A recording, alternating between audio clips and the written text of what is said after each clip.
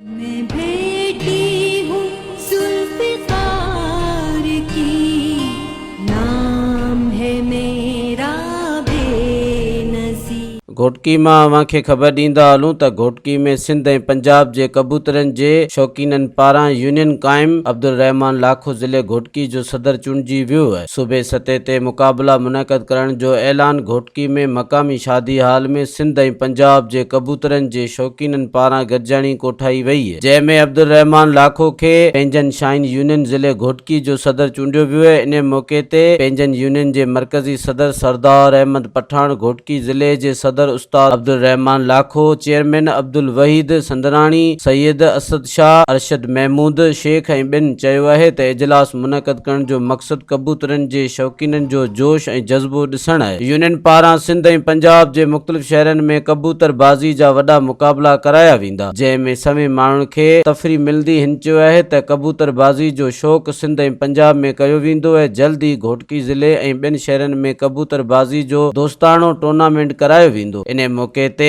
पंहिंजनि यूनियन जे मरकज़ी सदर सरदार अहमद पठान घोटकी ज़िले जे नवनि चूंडियल उहिदेदारनि खे सिंधी सक़ाफ़त अजरक ऐं गुलनि जा हार पाराए खेनि पग जी रस्म अदा कई वई आहे। गॾिजाणी में शिरकत कंदड़ कबूतर शौक़ीननि जे हौसला अफ़ज़ाई लाइ खेनि सर्टिफिकेट पिणु ॾिना विया आहिनि। मज़ीद ख़बरनि ऐं तफ़सीलात लाइ विज़िट कयो असांजी वेबसाइट www.awamiNewsHD.com ऐं ॾिसंदा रहो अवामी न्यूज़ HD।